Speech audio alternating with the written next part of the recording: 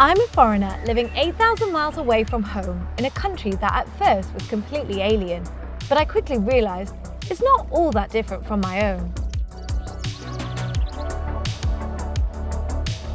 Every morning, people across this city pull themselves out of bed and go about their day to a backdrop of birdsong and the hum of traffic.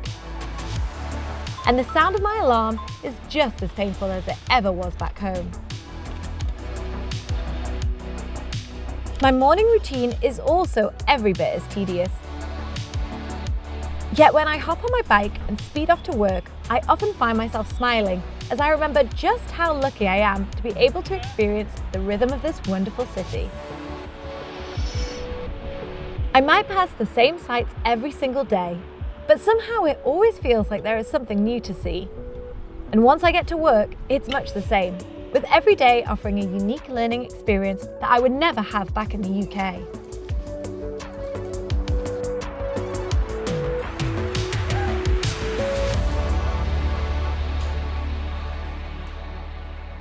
Which got me thinking, maybe I should share with you some of the things that I've learned from the past 4 years of working in China, as well as some of the differences and the similarities between Western and Chinese workplaces.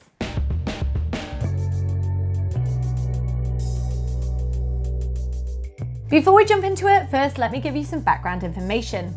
If you watch my video about how I came to China, then you'll know that I originally came here to teach English before landing my dream job as a kids TV presenter for an online education company. My colleagues are awesome, and I get to work with a green screen, which is a pretty unique experience. Here is the green screen where I work, and all of the things that I do are on this green screen. Who's that? Look, it's a fairy! Much like back home, many of my colleagues have become great friends, and much like back home, we often go out for dinner. Usually we do this on a lunch break, and it includes a big meal like a barbecue or hot pot to share. This is obviously a slightly different dynamic to the after-work drinks that is commonplace in the UK.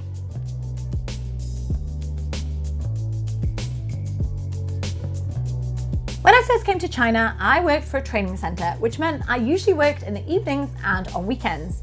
Now, my job is a little bit different, so I work the usual 9 to 5, or 9:30 to 6:30 to be precise, which seems to be the same in most countries. What is different is when I arrive at work, I have to clock in using an app.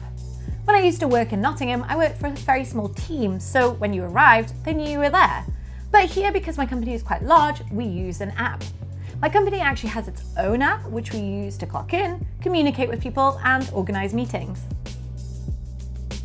During our very extended lunch break, people often go out for food, order food, or bring something from home, which isn't all that different. But what is different is after people have eaten here, many of them have a nap. If you had a desk nap in the UK, most people would think that you were sick or hungover, but here it's just the norm. Chinese people love a nap, and they can literally sleep anywhere.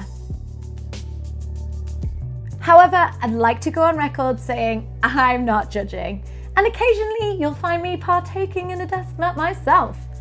After all, if I was on holiday and it was hot, or it was a weekend, I wouldn't hesitate to hit the hay at midday. So why not have a snooze in the office? I'm in. Unlike in the West, your holiday dates aren't that flexible.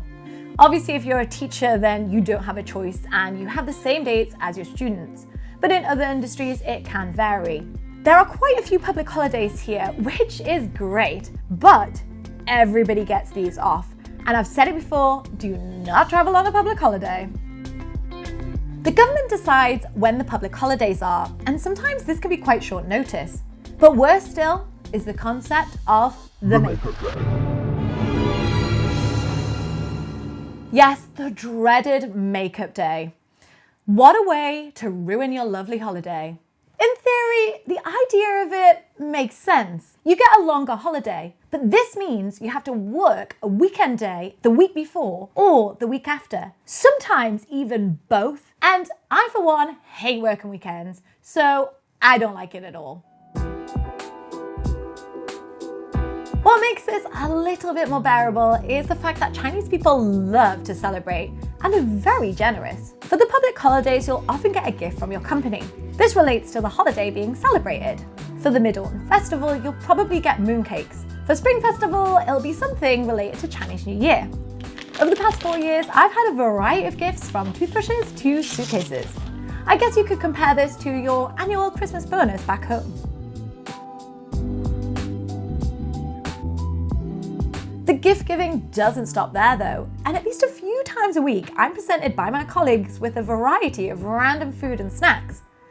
If you're going to buy something midweek in China, then make sure you have enough to share with your whole office, which is something I can get on board with. Of course, my colleagues back in the UK were very generous too, but usually this was saved for a special occasion or a birthday, rather than a random Tuesday.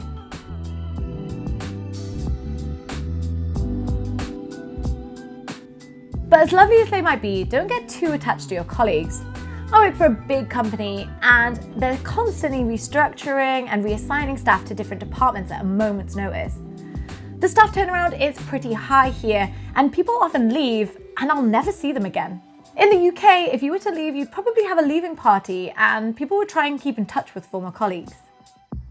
Which I guess leads us nicely onto one of the biggest cultural changes. In most Asian countries, people are generally very respectful of authority, and the workplace is very, very hierarchical. When a decision is made up top, however ill-advised, people will never question it here, and instead just get on with implementing it. Often companies will quickly change direction on the whim of a leader, and staff members will try their best to accommodate their request. Whilst I admire the pragmatism of simply getting on and doing your job, I do think this is one of the hardest things for a foreigner to adjust to in the Chinese workplace. But over time, I've realised that sometimes you've just got to accept things for the way they are and go with the flow. As is arguably the case anywhere, nobody likes to be embarrassed. But the concept of losing face is particularly noticeable here in China. I would probably avoid telling anyone that they were wrong directly, as this is a big cultural no-no. That being said, if you're respectful and you go about it in a tactful way, you can probably encourage your colleagues in the right direction. One thing people don't mind commenting on in the workplace or otherwise is people's appearance. In the West, if you made a comment about the way someone looked, it would be deeply frowned upon. But here, it's totally okay to comment on if someone lost or gained weight or if they look tired. In their mind, it's a way to show you that they care. Most companies here will have an IE. An IE is usually a little old lady that helps out around the office. IE means auntie, so you might also have an IE at home. They are like a Jack or Jill of all trades and do a variety of different jobs. In the UK, usually you would have a cleaning team which would come in after hours and do a deep clean in the office. But here, the IEs work alongside you all day. And our final difference is a major one. Obviously, Chinese is going to be the default language spoken in your office. But don't worry, a lot of Chinese people can speak English as well. And if they don't, this gives you a great opportunity to learn a new skill and gain a better insight into another culture, which is what this channel is all about. And on that note, I hope you found this video informative. Don't forget to hit that subscribe button to stay up to date with future content. If you've worked abroad, then leave me a comment and let me know how that compares to your home country. I hope you enjoyed this video. Thanks for watching. I'll see you next time.